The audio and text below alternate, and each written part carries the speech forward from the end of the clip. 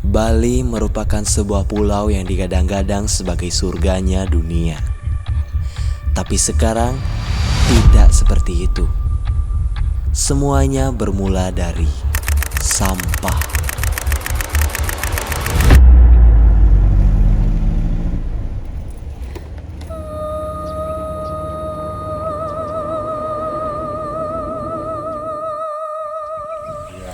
Hampir lah kurang lebih 5 bulan Pulau Bali sangat panas sekali.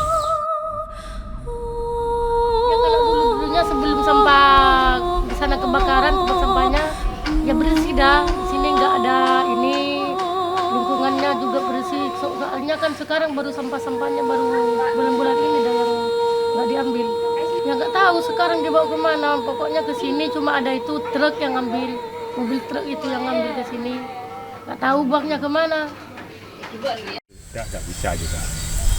Secara umum kan mungkin banyak itu sawahnya di perumahan, perhotelan, penduduk pendatangan banyak ke Bali. Itu yang bikin jadi ini lahan pertanian semakin sempit kan. Itu salah satu bisa memicu tambah panasnya Bali, tambah krodit lagi. Itu karena adanya pemanasan global seperti sekarang ini musim kering ya, El Nino, pengaruh El Nino. Musim kering yang berkepanjangan ini menyebabkan sampah-sampah yang menumpuk, yang sering udah terjemur kan kering ya. Jadi lama-kelamaan dia tuh akan munculkan asap. Asap inilah yang akan membakar sampah-sampah yang ada di TPA. Karena adanya pembakaran ini menyebabkan apa dampaknya? Kan pemanasan global menyebabkan udara itu semakin panas.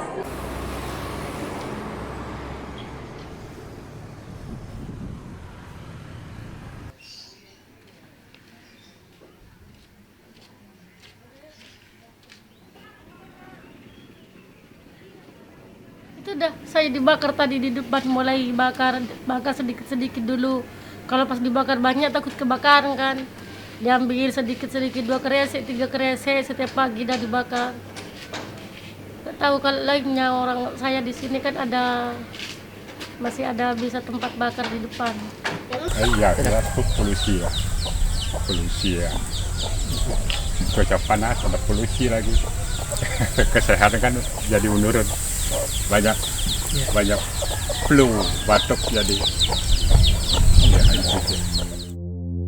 Semenjak TPA terbakar, banyak masyarakat yang membakar sampah untuk mengurangi sampah di lingkungan sekitarnya.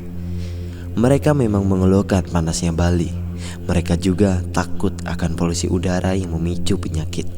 Tetapi di samping itu, kitalah yang menyebabkan hal itu terjadi. Karena ada sampah-sampah yang bisa kita manfaatkan lagi. Apakah sebagai bahan yang baru lagi digunakan, mungkin seperti ban, kalau itu dibakar kan polusinya sangat tinggi sekali. Tapi kalau kita bisa menggunakan kembali, mungkin bisa dipakai untuk tempat duduk atau kursi.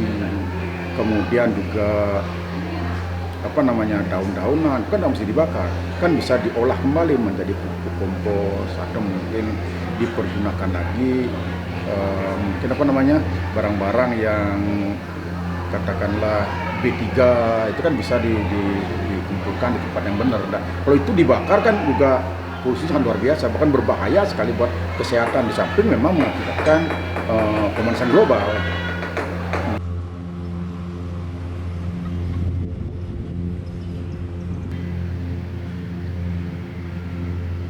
Teman pancing semenjak ditata itu tambah orang bagus sih bagus, tapi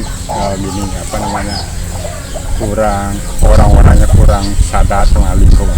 Saya kalau ke sana pas duduk nggak pernah, kalau lewat setiap hari lewat belanja ke sana kan. Ya kalau paginya situasi sungainya bersih. Kalau sudah jam 1-2 gitu sudah mulai sampahnya. Jadi kita itu senam begitu mandi di sini, hanya kendalanya di situ saja, sampahnya saja gitu. Tapi kalau sampahnya udah nggak ada sih enak juga sih. Kadang pancingnya itu sering putus karena sampah.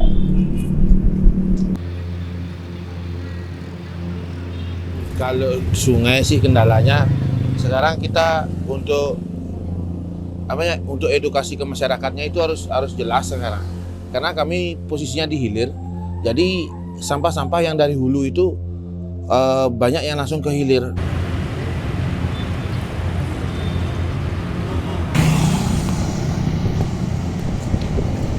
Datang sini kalau jualan sih pokoknya aku tutup lah kalau panas gini. Mana siapa, ndak ada orang datang. Ya saya tutupin gitu. Ya. Habis itu nanti kalau ada orang datang beli gitu aku buka, aku beliin. Kalau ndak ada ya sudah aku di bawahnya pohon itu. Yo kalau sampah itu ya pagi itu banyak sampah penjile kan orang makan taruh gitu. Pagi ya aku sapu, aku pungutin. Nanti orang minum itu ya saya ambilin, saya taruh sini dan saya bawa pulang. Saya taruh plastik. Itu saya bawa pulang. Bukan taruh sini, bukan sekarang enggak ada tempatnya sampah. Dan beberapa masyarakat yang kurang paham yang namanya sungai itu gunanya untuk apa. Jadi supaya tidak untuk kedepannya sungai itu biar nggak jadi TPA. Apa itu ya Lea? Karena bukan orang 1-2 yang datang sini bukan orang 1-2. Nanti yang satu dibilangin, kadang ada yang marah, ada yang sakit hati. Kebanyakan itu orang sakit hati. Ya kalau masalah sampah nih kan udah dibilangin jangan buang sampah sembarangan gitu. Tapi masyarakat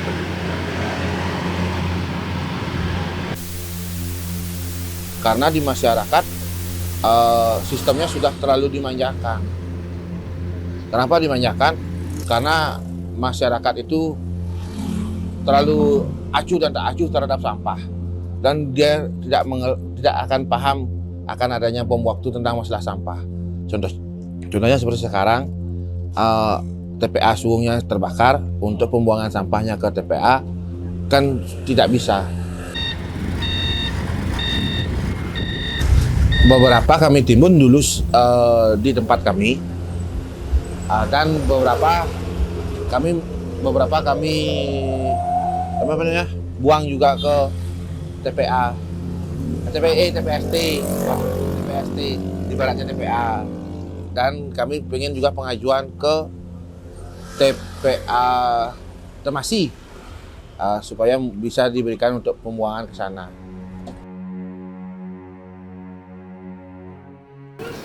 Ya kalau sekarang tentang sampah ini sangat berat kan sama saya, soalnya nggak diambil sudah lebih 15 hari baru ini mulai habis kebakaran di sana ini sudah hampir sebulan baru 2 kali diambil sampahnya. Kan banyak sampah numpuk itu sampai tempatnya full. Sampai numpuk kayak gitu dah. Tempatnya satu kos kayak gini kan sampai full. Ini semua sampah yang di belakang ini ditumpuk sini sampai full. Pokoknya nggak enak dah deh baunya deh. Sekarang belum musim hujan. Kalau pas musim hujan kan baunya tambah nyengat. Kalau setahu saya ya, itu tiap pagi ada orang yang mau mengungut sampah, mengungut dari desa. Ada yang buat pagi-pagi ditaruh di pinggir jalan, ada yang ambil. Ya kami pakai sistem tradisional saja. Ya seberapa mampu kami untuk mengangkut sampahnya untuk naikkan ke atas, kami angkut dulu sendiri. Dan kami tidak menjamin sungai kami bisa bersih 100%. Karena seperti apa? Kesadaran masyarakat yang sekarang kami butuhkan untuk supaya tidak membuang sampah ke sungai. Makanya kami perlu juga edukasi seperti wawancara sekarang ini. Kenapa bilang itu? Nanti untuk disebarkan di sosial media bahwa sungai kami ini bukan sungai tempat pembuangan sampah. Sungai adalah urat nadinya bumi ini.